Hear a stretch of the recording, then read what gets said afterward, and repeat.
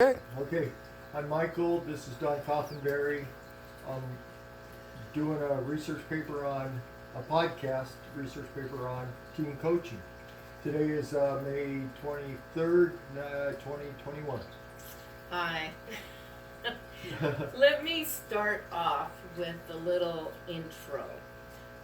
In today's world, organizations have been using coaching more and more for the boosting of productivity, employee development, and aiding in cultural transformation.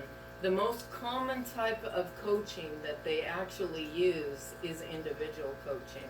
They just recently moved to doing team coaching.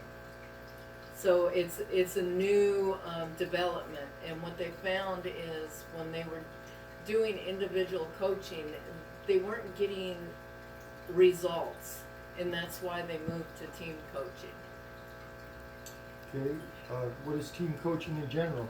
Now, a lot of scholars don't like to actually give a definition to team coaching because they don't want to put it in a category or limit it and make it fit only one approach or guideline. So they don't like to do that. But what team coaching really is an intervention in which uses collective team-based learning and development with a group of individuals as a whole unit or system. Team coaching focuses on the group's productivity and accomplishments of desired collective objectives or goals. The coach works with the group as a team to assist them in bringing out their full potential so they can achieve their objective or goal. Define team coaching. That's what I just Oh, did. that's what you just did? Yeah. Oh. So we're now on the What second it takes question. to have an effective team coaching outcome. Oh boy. Okay, there are different ways of team coaching that have been found to be highly effective. But coaching is a higher level. Well, the first thing that the team and the coach needs is for the organization to give the coach and the coachees or the team members free reign to say when and where and what to do what they need to do, because that gives it more of a success, makes it a bigger effective. And as relevations can encourage and single out the capabilities to apply a group coaching ideas, more focus needs to be on the components are in a team coaching process. If we begin with translating research to effective practices, one way to do that is to explore the experiences and revelations of those who participate in team coaching interventions. But the main thing about coaching, our team coaching, is there needs to be a support at its base is honesty and unencumbered conversation. But that may not be possible because if team members don't feel like they can do that, they won't. With any form of coaching, it is essential for three conditions to be met. The client has their heart set on changing. The client has the latitude to change, and the client is devoted to change. Plus also, this brings up the fundamental variance between individuals and team coaching. With one-on-one coaching, those three, heart, latitude, and devotion, are easy to pinpoint in those being coached in the beginning. With teams, though, there will be a multitude of different attitudes or agendas, so it makes it a lot harder. Okay, when you talk about coaching, I think of sports, but it can cover broad spectrum of different things, can it? Yes. In the work environment, like let's say you need to change your employees' behaviors because they're having negative behavior on the job.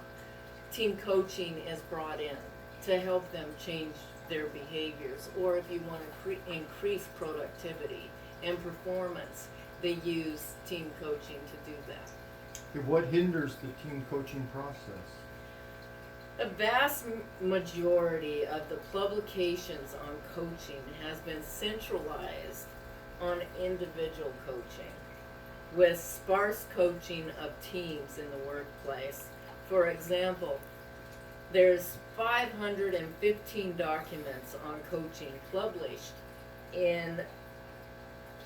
between 1937 and 2009, but only 14 of those mention team coaching. So there's little literature on team coaching, and that can be an issue in knowing how to handle or to do team coaching. And let's see. And on top of that, the articles that are written are mostly opinion based, so they don't even cover factual studies. So it makes it even harder to know how to team coach or what works with team coaching. Now, team coaching is extraordinarily complex, more so than individual coaching. The organization's teams represent what is said or not said within and echo the level of strength, cohesiveness, instability, and turmoil. Teams can be in turmoil, especially when an organization is going through changes. And during these times, team coaching can be beneficial to help the team deal with that. Team coaching can help individuals focus on their common goals and help create connections that can bring the team together.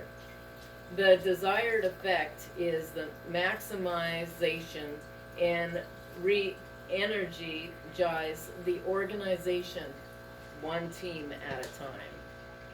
It sounds really good, but the truth of it is that team coaching isn't easy at all, and it's very extremely hard to do.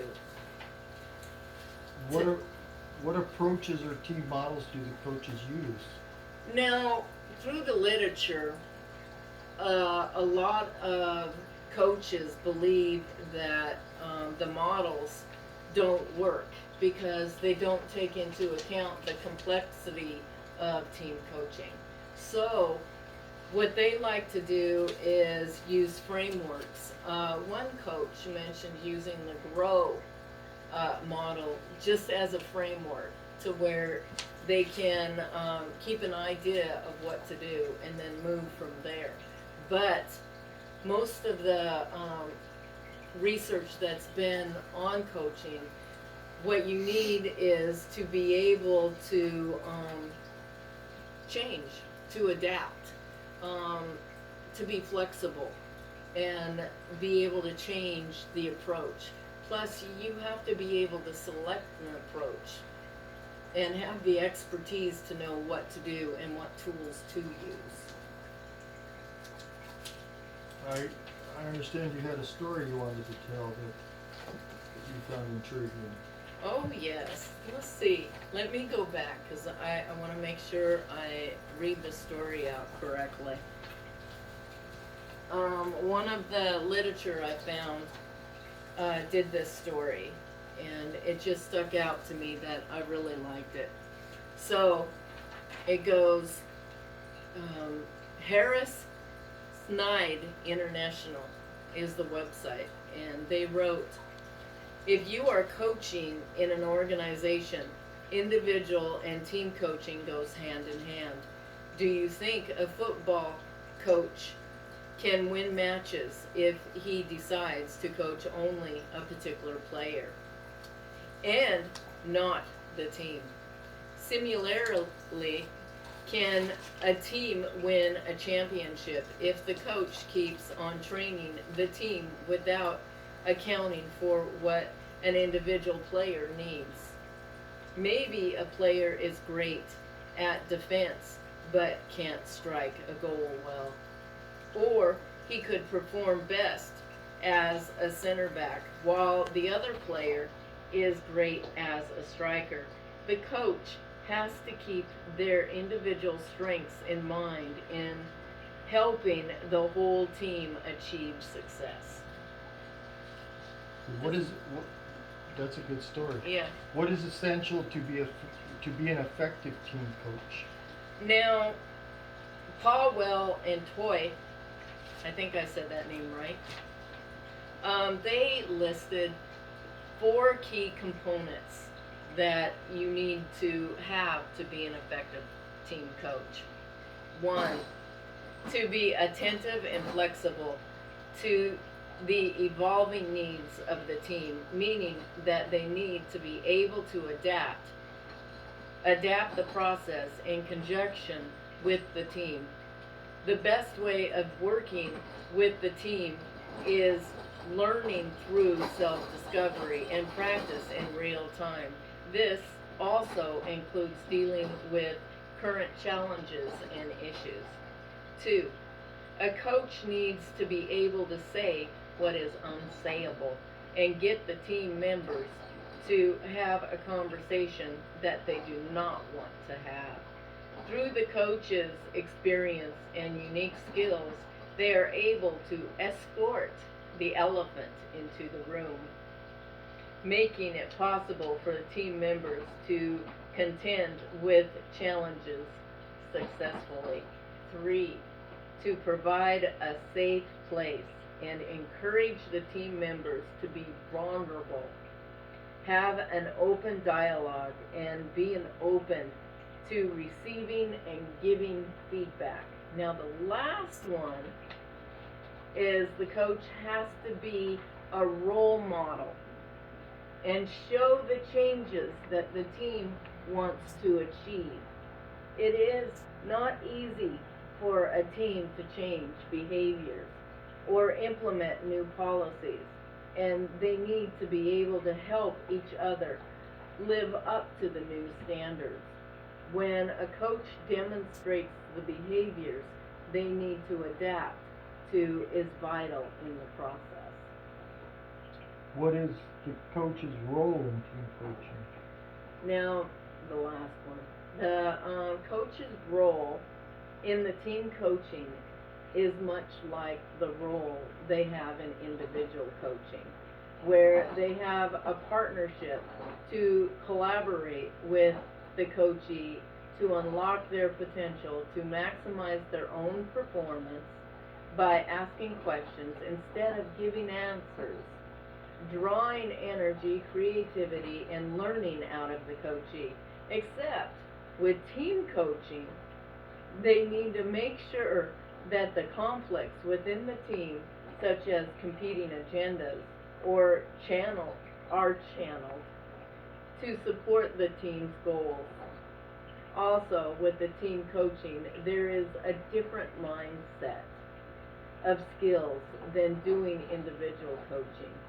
It is important that the coach has the capability to work in difficult situations and have the ability to offer guidance in dealing with those situations and helping the team convert to the change.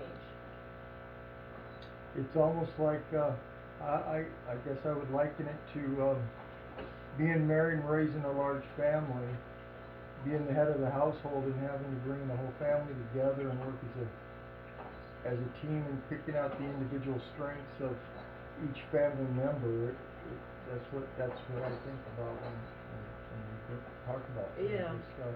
Well, the things in conclusion would be the fact that the literature out there, it's all opinion based. It's not factual.